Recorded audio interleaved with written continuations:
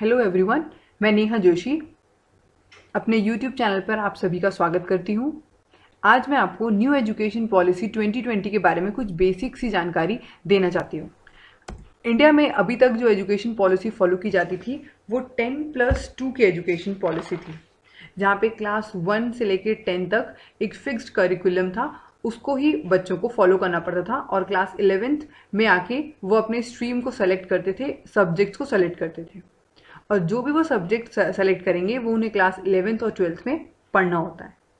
फिर जब वो 12th पास आउट करते हैं तो वो अपने रिस्पेक्टिव कैरियर, जहाँ पे भी वो अपना कैरियर बनाना चाहते हैं अपने सब्जेक्ट से रिलेटेड, वो बच्चे उसके आगे बैचलर की डिग्री करते थे, आगे की पढ़ाई करते थे।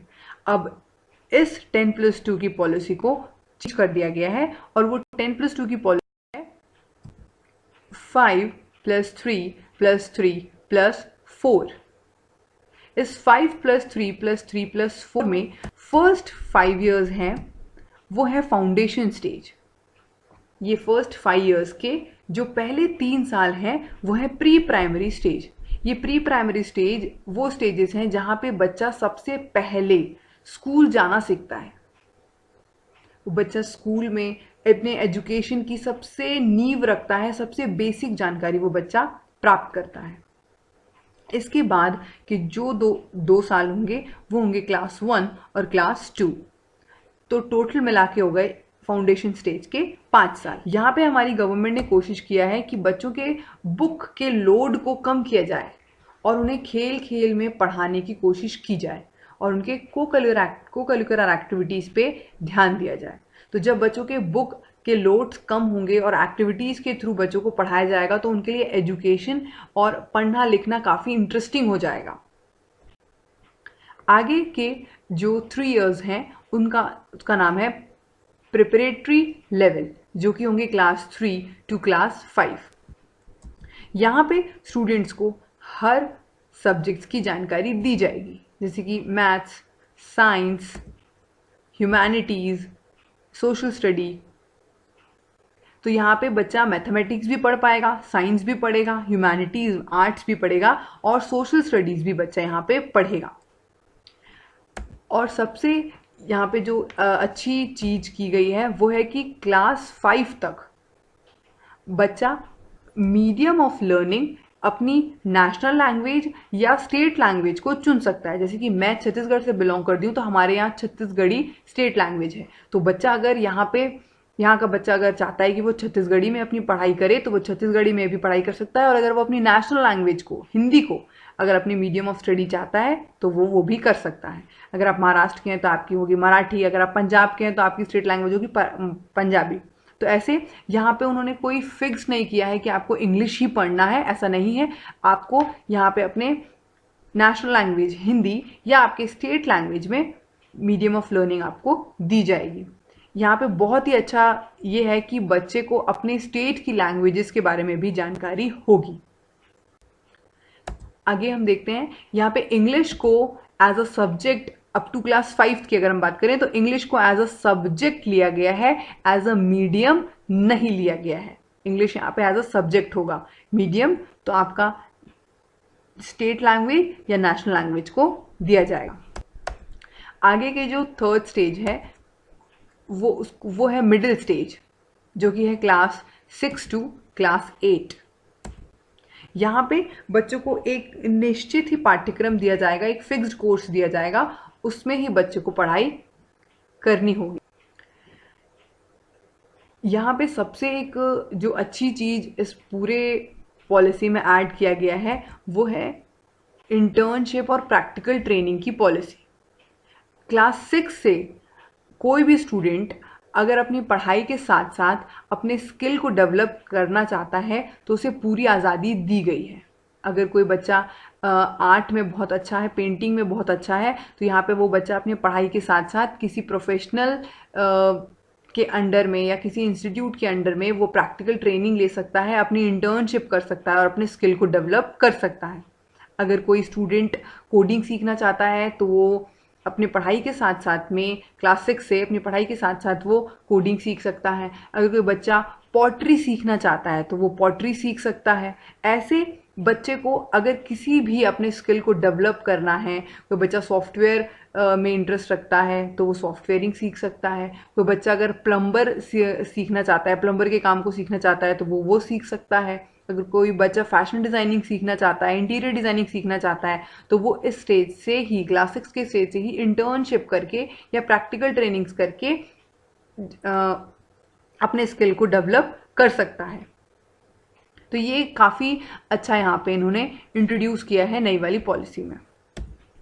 सबसे लास्ट स्टेज जो कि है क्लास 9th to 12th का स्टेज, इसको सेकेंडरी स्टेज कहा गया है।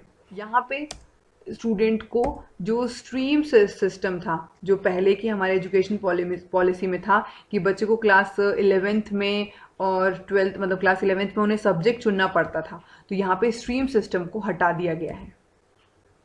अब यहाँ पे क्या होगा कि बच्चे को कोई पर्टिकुलर स्ट्रीम सेलेक्ट नहीं करना पड़ेगा। मतलब अगर कॉमर्स का बच्चा किसी साइंस के सब्जेक्ट में इंटरेस्ट रखता है तो वो उस साइंस के सब्जेक्ट को पढ़ सकता है। जैसे कि एग्जाम्पल में अगर कोई कॉमर्स का स्टूडेंट है, उसे केमिस्ट्री में भी इंटरेस्ट है या उसे बायोलॉजी में भी इंटरेस्ट है, तो वो बच्चा अपने कॉमर्स के सब्जेक्ट के साथ साथ उस बायोलॉजी के सब्जेक्ट्स को भी पढ़ पाएगा।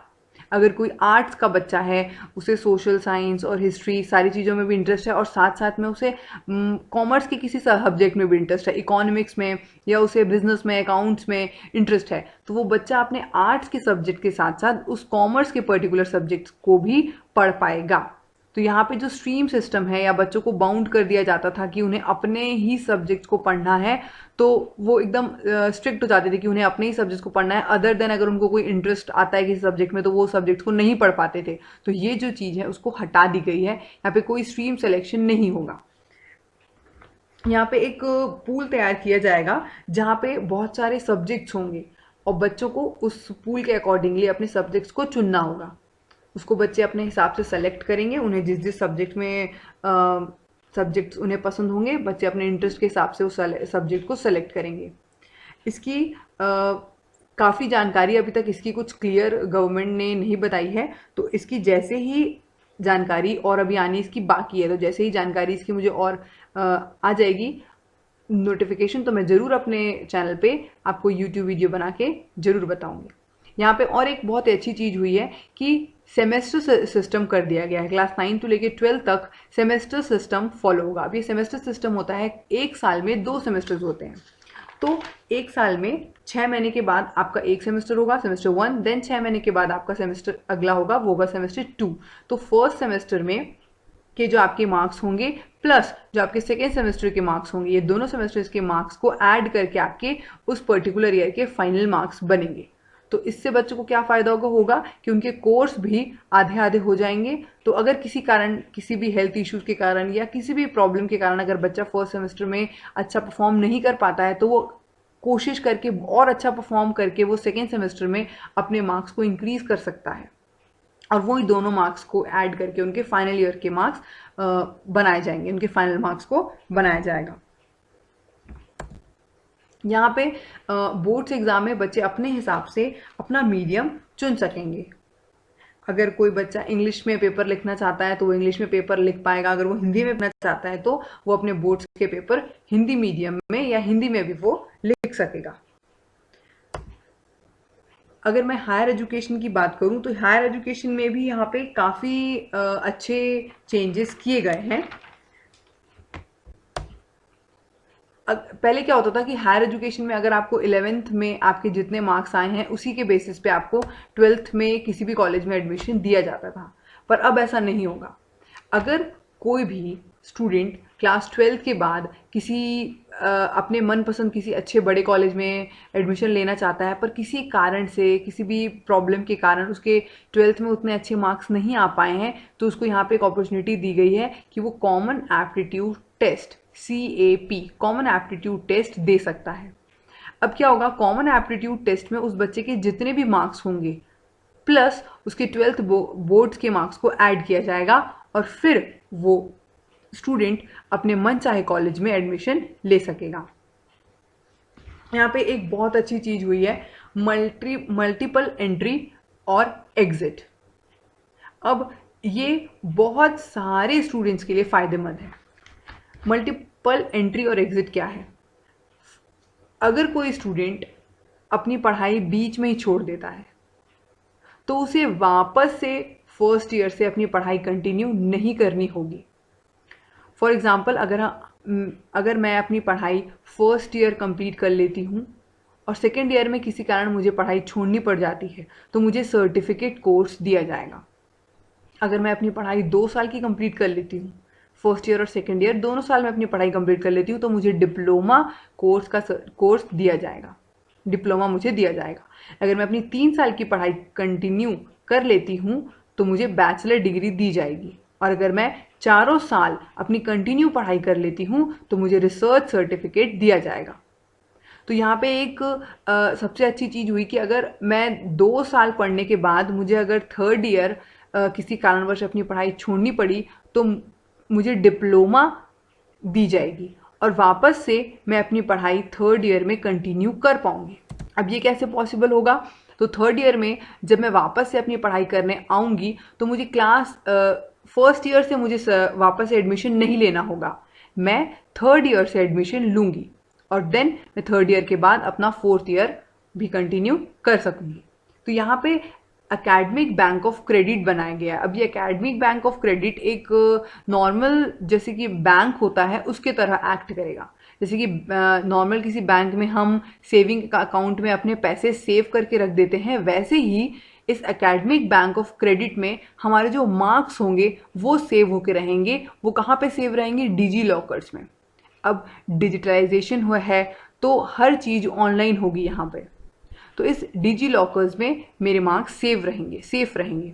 जैसे कि जब मैं फर्स्ट ईयर और सेकेंड ईयर मैंने पढ़ाई कर ली, किसी कारणवश मैं 1 साल पढ़ाई नहीं कर पाई और मुझे अब 1 साल के बाद अपनी थर्ड ईयर कंटिन्यू करना है, तो मैं वापस से फर्स्ट ईयर की पढ़ाई नहीं करूँगी बल्कि मैं अब एडमिशन थर्ड ईयर में लूँगी। तो जो मेरे फर्स्ट ईयर और सेकेंड ईयर के मार्क्स हैं वो एकेडमिक बैंक ऑफ क्रेडिट में सेफ रहेंगे और जब मैं थर्ड ईयर की पढ़ाई करूँगी तो वो मेरे साथ आगे कंटिन्यू जाएंगे थर्ड ईयर और फोर्थ ईयर में भी।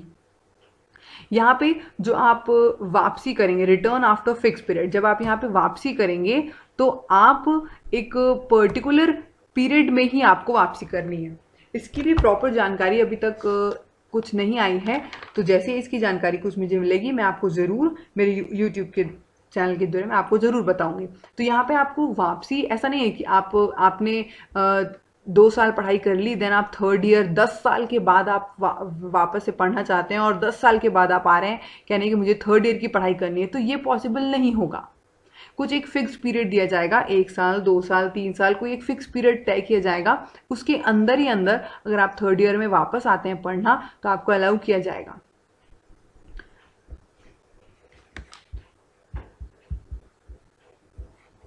इस नेशनल हायर एजुकेशन बिल को कैबिनेट से मंजूरी मिल चुकी है। अब इसे संसद में पेश किया जाएगा और जब ये संसद से इसे मंजूरी मिल जाएगी तब इसको स्टेट गवर्नमेंट्स को में बात आ जाएगी और स्टेट गवर्नमेंट्स में इसको अब लागू कर दिया जाएगा। तो उम्मीद की जा रही है कि सेशन 2021 और 22 से मीन सेशन 21-22 से इसको लागू कर दिया जाएगा। मानव संसाधन विकास मंत्रालय जो कि ह्यूमन रिसोर्सेज डेवलपमेंट मिनिस्ट्री है, अब उसको बदलकर शिक्षा मंत्रालय कर दिया गया है। इस पूरे एजुकेशन पॉलिसी में लगभग 2 लाख से ज़्यादा लोगों की राय ली गई है और उसके बाद इसमें संशोधन हुए हैं और उसके बाद इसमें चेंजेस हुए हैं। लगभग 34 इयर्स के बाद हमारे इंडियन एजुकेशन सिस्टम में कुछ चेंजेस किए गए हैं और इतने ब्रॉड चेंजेस किए गए हैं, तो उम्मीद की जा रही है कि इसके कुछ पॉजिटिव रिस्पॉन्स ही आएंगे।